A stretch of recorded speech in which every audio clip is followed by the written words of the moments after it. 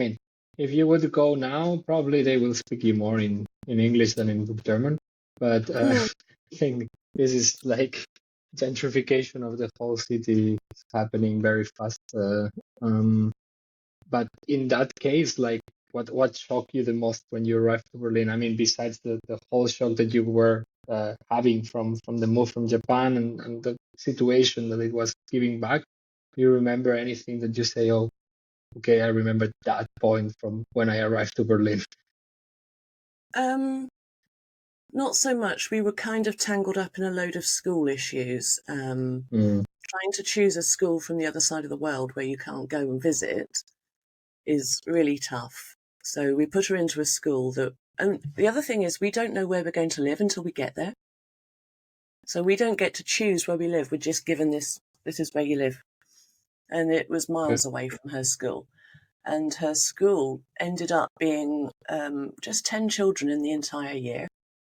Beautiful school, beautiful grounds, but 10 okay. kids who had all been there from the age of 6.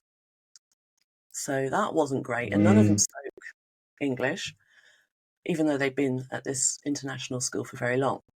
And then so we arrived in April, and by June, we had found out accidentally that the school was turning into a government-run school where they do half the lessons in German and half in English. So daughter was already struggling, and we had a whole year of major school issues. So that's kind of where my brain was when we first arrived in Berlin. Makes sense. And it didn't really get any better. Yeah. German education system, it's yeah, they needed funding from the government, so had to run by their rules, which was half and half bilingual school. How many years did you spend then in Germany? Just 2. Or was it 2 years? Just 2 years, because then my husband was asked to go and run South Africa. So everybody else was saying, no, you can't go to South Africa, it's too dangerous. And I'm going, go. Just let's go. Was it this time a little bit easier for all of you? Like, if the situation in Berlin wasn't the exact thing that you had in mind, and the schooling problems, the language not being, so maybe you are not fitting as much as you fitted in Japan, for example, as far as you're saying. Well, Germany it wasn't so much the fitting in, it was impossible to find friends and a social network for me. In Japan, because expats are visible, we can't disguise ourselves. And when the kids are smaller, you all meet up at the school gates. When they get older, you don't have that school gate thing. So it was very, very difficult for me to find a social group. But by then, internet had sort of, social media had started. So, all my friends live on my computer. Hello, people. What about the pets? That's something that I skipped in Japan, but I know that you moved already to Japan with pets. You moved to Germany with more pets, even? Yeah, so we moved from the UK to Japan with 2 young boy cats. Sadly, one of them died within a week of arriving, which was awful. And then Raimi, the tabby cat, came with us basically until we almost left. But then we got a puppy in Japan. So she's our Japanese Shiba Inu. She's the Japanese national dog, and she's our souvenir from Japan. Oh goodness. Okay. So yeah, one of the cats. I have two. The unexpected ones. This will be interesting.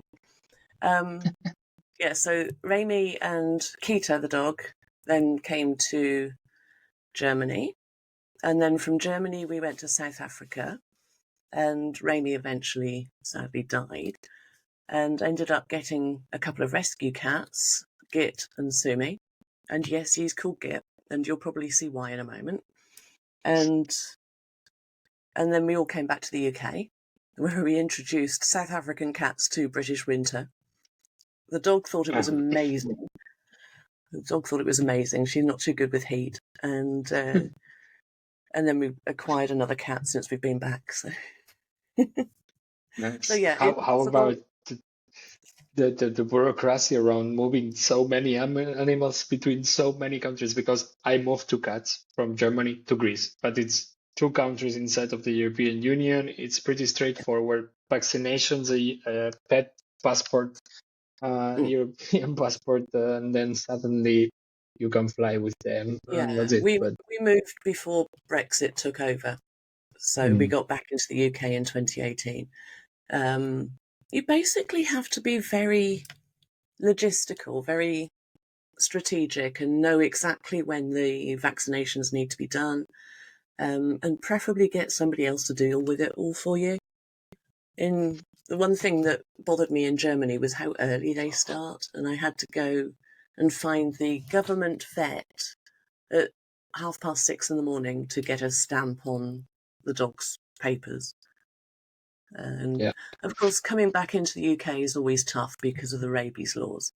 But it was straightforward enough. It was we did pay for somebody to collect them at the airport and drive them to our home, which Oh, made all the difference. Because apparently there was a paperwork issue that they dealt with at 4:00 in the morning on our behalf. So we had no idea until they all arrived. But as soon as they arrive, it's home. A house is a home. oh, So nice. What one of about them's the adaptation for them? Because that's sorry, one also of them's something that doing stuff down there.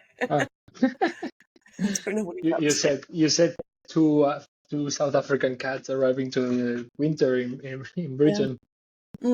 I suppose it's also periods of adaptation for animals can be long also. They deal with a whole They different thing. settled pretty quickly. Sumi is a tabby. She's usually the one that comes to join in. She's actually half African wildcat because they don't mind who they get together with. The other one is, I think, a Russian blue. I'm not sure. He was found in a hedge at 2 days old, so he doesn't know what he is. But yeah, they've settled in really well, and the dog loves the cooler weather. Well, I say cooler on the hot day, but yeah, it's well worth Nice. it. Mm. What about coming back to the moment that your husband got the asked to go to Africa, to South Africa? How did you dealt with that? Another change after 2 years, another move. No, Um, I was fine with that. I couldn't wait to get out of Germany, and Africa's been a childhood dream. As I wanted to okay. when I wanted to go and live in Kenya and work with lions. Never quite made it somehow. Ended up with a mortgage and an office job. But yeah, so Africa for me, absolute dream, the wildlife. And it was, it was incredible. And, Mm. it's sad to leave. It's one of the countries that it's got the nicest people. The people are amazing. Love the South Africans. If you liked this short video out of the full episode, you can find the link to it around here and in the description below. Of course, if you are also interested in checking out other episodes, please subscribe and like.